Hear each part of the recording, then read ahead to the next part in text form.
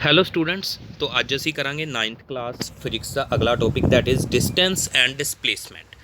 ਅਸੀਂ ਡਿਸਟੈਂਸ ਤੇ ਡਿਸਪਲੇਸਮੈਂਟ ਬਾਰੇ ਜਾਣਨਾ ਹੈ। ਸੋ ਸਭ ਤੋਂ ਪਹਿਲੇ ਦੇਖੋ ਵੀ ਬੋਡੀ A ਤੇ ਪਈ ਹੈ ਤੇ A ਤੋਂ ਉਹਨੇ B ਤੇ ਜਾਣਾ। A ਤੋਂ B ਤੇ ਮੰਨ ਲਓ ਆਹ ਵਾਲੇ ਕਰਵਡ ਪਾਥ ਦੇ ਥਾਣੀ ਗਈ ਆ, ਉਹ A to B ਇਸ ਪਾਥ ਦੇ ਥਰੂ ਗਈ ਹੈ, ਠੀਕ ਹੈ ਜੀ। So length of this path, length of this actual ਜਿਹੜਾ ਉਹਨੇ ਪਾਥ ਫੋਲੋ ਕੀਤਾ ਉਹਦੀ ਜਿਹੜੀ ਲੈਂਥ ਹੈ ਉਹਨੂੰ ਅਸੀਂ ਕੀ ਬੋਲਦੇ ਹਾਂ, ਡਿਸਟੈਂਸ। ਬਟ ਡਿਸਪਲੇਸਮੈਂਟ ਕਿਹਨੂੰ ਬੋਲਦੇ ਹਾਂ, ਸ਼ੋਰਟੈਸਟ ਪਾਥ ਨੂੰ।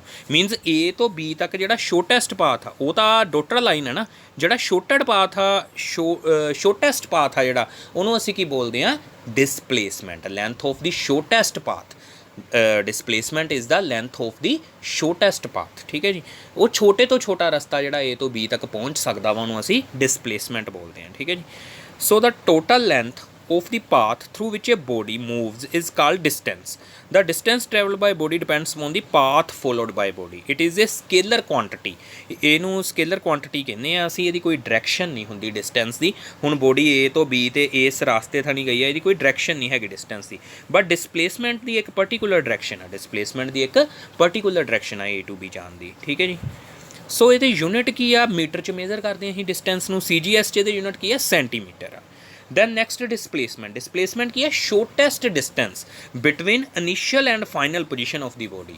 Shortest distance between initial and final position of the body is called as displacement. ਤੇ ਇਹਦੀ ਡਾਇਰੈਕਸ਼ਨ ਹੁੰਦੀ ਹੈ, ਡਾਇਰੈਕਸ਼ਨ ਇਹਦੀ ਕੀ ਹੁੰਦੀ, from initial position to final position। ਜੇ ਬੋਡੀ ਇਨੀਸ਼ੀਅਲੀ ਇੱਥੇ ਪਈ ਸੀ, ਇੱਥੇ ਉਹਨੇ ਜਾਣਾ ਤੇ ਉਹਦੀ ਆਹ ਵਾਲੀ ਡਾਇਰੈਕਸ਼ਨ ਹੋਏਗੀ ਡਿਸਪਲੇਸਮੈਂਟ ਦੀ। ਬਟ ਡਿਸਟੈਂਸ ਦੀ ਕੋਈ ਡਾਇਰੈਕਸ਼ਨ ਨਹੀਂ ਹੈ, ਉਹ ਤਾਂ ਕੋਈ ਵੀ ਪਾਥ ਹੋ ਸਕਦਾ ਹੈ, ਠੀਕ ਹੈ ਜੀ।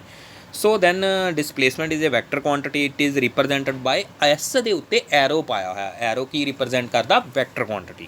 ਯੂਨਿਟ ਇਹਦੇ ਵੀ ਮੀਟਰ ਤੇ ਸੈਂਟੀਮੀਟਰ ਹੀ ਆ SI ਤੇ CGS ਸਿਸਟਮ 'ਚ। ਹੁਣ ਰਿਪਰੈਜ਼ੈਂਟੇਸ਼ਨ ਆਫ ਡਿਸਪਲੇਸਮੈਂਟ ਕਿੱਦਾਂ ਕਰਦੇ ਆਪਾਂ ਰਿਪਰੈਜ਼ੈਂਟੇਸ਼ਨ, ਇਹਦੇ ਉੱਤੇ ਇੱਕ ਵੈਕਟਰ ਵਾ ਇਹ ਕੁਆਂਟੀਟੀ, ਇਹਦੇ ਲਈ ਇਹਦੇ ਉੱਤੇ straight line with an arrow, by a straight line with an arrow.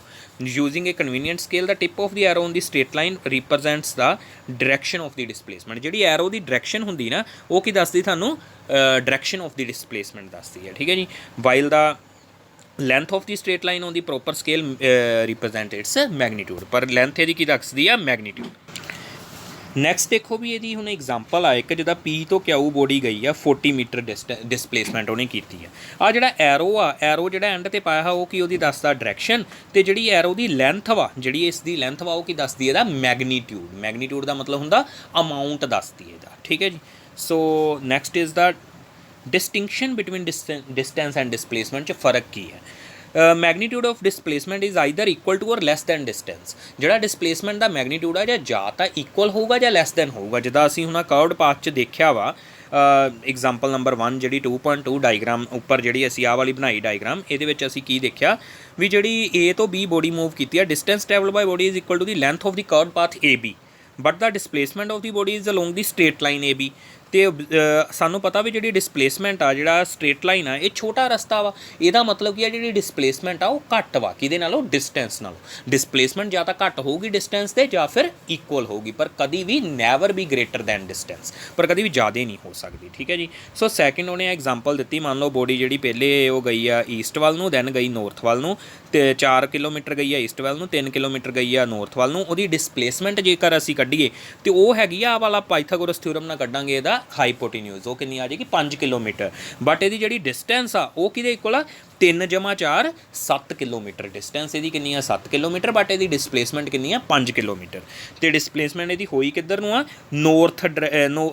East north direction ਦੇ ਵਿੱਚ, ਠੀਕ ਹੈ। ਈਸਟ ਨੌਰਥ, ਜਿਹਨੂੰ ਅਸੀਂ ਕੀ ਬੋਲ ਸਕਦੇ ਹਾਂ, north from east, 36.9 degree due north from east. East ਤੋਂ ਨੌਰਥ ਵੱਲ ਨੂੰ 36.9 ਡਿਗਰੀ ਇਹਦੀ ਕੀ ਹੈ, ਡਿਸਪਲੇਸਮੈਂਟ। ਤੇ ਉਹਦਾ ਮੈਗਨੀਟਿਊਡ ਕਿੰਨਾ ਵਾ, 5 ਕਿਲੋਮੀਟਰ। ਬਟ ਇਹਦੀ ਡਿਸਟੈਂਸ ਟਰੈਵਲ ਕਿੰਨੀ ਆ, 4 + 3 ਦੈਟ ਇਜ਼ 7 ਕਿਲੋਮੀਟਰ, ਠੀਕ ਹੈ ਜੀ।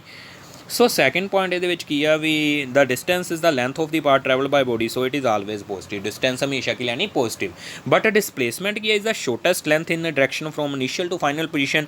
It can be positive or negative depending on its direction. ਹੁਣ ਜਿੱਦਾਂ ਮੰਨ ਲਓ ਅਸੀਂ ਐਕਸ ਐਕਸਿਸ ਤੋਂ ਇੱਕ ਡਾਇਰੈਕਸ਼ਨ ਨੂੰ ਪੋਜ਼ਿਟਿਵ ਮੰਨ ਲਿਆ, ਦੂਜੀ ਡਾਇਰੈਕਸ਼ਨ ਨੂੰ ਨੈਗੇਟਿਵ ਮੰਨ ਲਿਆ। ਹੁਣ ਜੇ ਬੋਡੀ ਦੀ ਡਾਇਰੈਕਸ਼ਨ ਇੱਧਰ ਨੂੰ ਹੋ ਜਾਏਗੀ ਫਿਰ ਉਹਦੀ ਡਿਸਪਲੇਸਮੈਂਟ ਨੂੰ ਅਸੀਂ ਕੀ ਲਵਾਂਗੇ, ਨੈਗੇਟਿਵ ਲਵਾਂਗੇ, ਠੀਕ ਹੈ ਜੀ।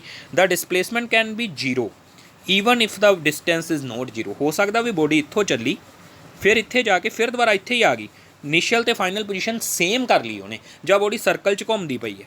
ਜਿੱਥੋਂ ਤੁਰੀ ਸੀ ਉੱਥੇ ਹੀ ਆ ਗਈ ਦੁਬਾਰਾ, ਫਿਰ ਉਹਦੀ ਡਿਸਪਲੇਸਮੈਂਟ ਕੀ ਹੋਏਗੀ, ਜ਼ੀਰੋ ਹੋਏਗੀ, ਕਿਉਂਕਿ ਇਨੀਸ਼ੀਅਲ ਤੇ ਫਾਈਨਲ ਪੋਜੀਸ਼ਨ 'ਚ ਕੋਈ ਡਿਸਟੈਂਸ ਹੀ ਹੈ ਨਹੀਂ ਗੀ, ਸ਼ੋਰਟੈਸਟ ਡਿਸਟੈਂਸ ਹੀ ਹੈ ਨਹੀਂ।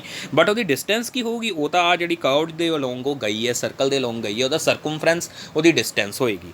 ਤੇ ਇਸ ਕੇਸ 'ਚ ਵੀ ਜੇ ਉਹ ਐਸ ਗਈ ਹੈ, ਐਸ ਵਾਪਸ ਆਈ, ਉਹਦੀ ਡਿਸਟੈਂਸ ਕਿੰਨੀ ਹੈ, 2s, ਬਟ ਉਹਦੀ ਡਿਸਪਲੇਸਮੈਂਟ ਕਿੰਨੀ ਹੈ, zero. So displacement can be zero even if the distance is not zero.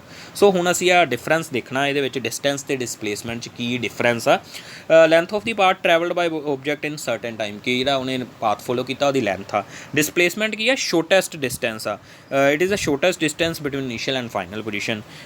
It is scalar, it is vector quantity, it depends on path followed by object, it depends upon the it does not depend upon the path followed, but it depends upon the final and initial position, it is always positive, it can be positive, negative or zero. It can be more than or equal to the magnitude of displacement, ਇਹ ਜਾਂ ਤਾਂ ਵੱਧ ਹੁੰਦੀ ਹੈ ਜਾਂ ਉਹਦੇ equal ਹੁੰਦੀ ਹੈ ਡਿਸਪਲੇਸਮੈਂਟ ਦੇ। ਬਟ ਜਿਹੜੀ ਡਿਸਟੈਂਸ ਆ ਜਿਹੜੀ ਡਿਸਪਲੇਸਮੈਂਟ ਆ ਉਹ ਘੱਟ ਹੁੰਦੀ ਹੈ ਜਾਂ ਇਕੁਅਲ ਹੁੰਦੀ ਡਿਸਟੈਂਸ ਦੇ, ਠੀਕ ਹੈ ਜੀ। It may not be zero, ਜੇਕਰ ਬੋਡੀ ਮੂਵ ਕੀਤੀ ਹੈ ਤੇ ਇਹ ਜ਼ੀਰੋ ਨਹੀਂ ਹੋ ਸਕਦੀ, even if displacement zero, but it can not be zero even if displacement is not zero. ਪਰ ਕਹਿੰਦਾ ਜੇ ਡਿਸਪਲੇਸਮੈਂਟ ਨੋਟ ਜ਼ੀਰੋ ਆ ਨਾ, ਫਿਰ ਇਹ ਜਿਹੜੀ ਆ ਉਹ ਕਦੀ ਵੀ ਜ਼ੀਰੋ ਨਹੀਂ ਹੋ ਸਕਦੀ। ਕਹਿਣ ਦਾ ਮਤਲਬ ਜਿਹੜੀ ਜੇ ਬੋਡੀ ਮੂਵ ਕੀਤੀ ਆ ਨਾ ਤੇ ਡਿਸਟੈਂਸ ਜ਼ੀਰੋ ਨਹੀਂ ਹੋ ਸਕਦੀ। It may not be zero even if displacement zero, but it can not be zero if displacement is not zero. It is zero if distance is zero, but it can be zero even if distance is not zero. ਕਹਿੰਦਾ ਇਹ zero ਹੋਊਗੀ ਜੇ distance zero ਆ, but ਇਹ zero ਤਾਂ ਵੀ ਹੋ ਸਕਦੀ ਹੈ ਜੇ ਡਿਸਟੈਂਸ ਨਹੀਂ ਵੀ ਜ਼ੀਰੋ। ਜੇ ਡਿਸਟੈਂਸ ਨਹੀਂ ਵੀ ਜ਼ੀਰੋ ਨਾ ਤਾਂ ਵੀ ਹੋ ਸਕਦੀ ਜ਼ੀਰੋ। ਉਹ ਕਿਵੇਂ, ਡਿਸਪਲੇਸਮੈਂਟ ਕਦੋਂ ਜ਼ੀਰੋ ਹੁੰਦੀ, ਬੋਡੀ ਮੂਵ ਕੀਤੀ ਆ, ਸਰਕਲ 'ਚ ਮੂਵ ਕੀਤੀ ਆ, ਉਸੇ ਜਗ੍ਹਾ 'ਤੇ ਆ ਗਈ ਆ ਘੁੰਮ ਕੇ, ਉਦੋਂ ਕੀ ਹੁੰਦੀ, ਡਿਸਟੈਂਸ ਆਪਣੀ ਸਰਕਮਫਰੈਂਸ ਆਫ ਦੀ ਸਰਕਲ ਹੋਊਗੀ, ਬਟ ਜਿਹੜੀ ਆਪਣੀ ਡਿਸਪਲੇਸਮੈਂਟ ਆ ਉਹ ਕੀ ਹੋਊਗੀ, ਜ਼ੀਰੋ ਹੋਊਗੀ, ਠੀਕ ਹੈ ਜੀ। ਸੋ ਨੈਕਸਟ ਇਹਦੀ ਐਗਜ਼ਾਮਪਲ ਦਿੱਤੀ ਹੋਈ ਹੈ, when a body is thrown vertically upwards from point A on the ground, after some times it come back to the same point A 'ਤੇ ਪਹੁੰਚ ਜਾਂਦੀ ਆ, then the displacement of body is zero, but the distance travelled by body is not zero. H height ਗਈ ਹੈ, H height ਆਈ ਹੈ, ਸੋ 2h is it's distance, 2h ਇਹਦੀ ਕੀ ਹੈ, distance ਤੈਅ ਕੀਤੀ ਇਹਨੇ, ਬਟ ਇਹਦੀ ਡਿਸਪਲੇਸਮੈਂਟ ਜ਼ੀਰੋ ਆ। A body moving in a circular path when it reaches its original position after 1 second, then displacement after one round, displacement at the end of the one round is zero, but the distance travelled by it is equal to the circumference of the circular path। वो circular path ਦਾ circumference ਕਿੰਨਾ ਹੈ, ਉਹ distance ਦੇ equal ਆ, but ਇਹ ਆਪਣੀ initial position 'ਤੇ ਵਾਪਸ ਮੁੜਿਆ ਹੀ ਹੈ, ਇਹਦਾ ਮਤਲਬ ਇਹਦੀ ਡਿਸਪਲੇਸਮੈਂਟ ਕਿੰਨੀ ਹੈ, ਜ਼ੀਰੋ। ਦੈਨ ਨੈਕਸਟ ਟੋਪਿਕ ਕੀ ਆ ਸਾਡਾ ਵੀ, ਸਪੀਡ ਅਤੇ ਵੈਲੋਸਿਟੀ, ਉਹ ਅਸੀਂ ਅਗਲੇ ਲੈਕਚਰ 'ਚ ਕਰਾਂਗੇ। Thanks for watching this video.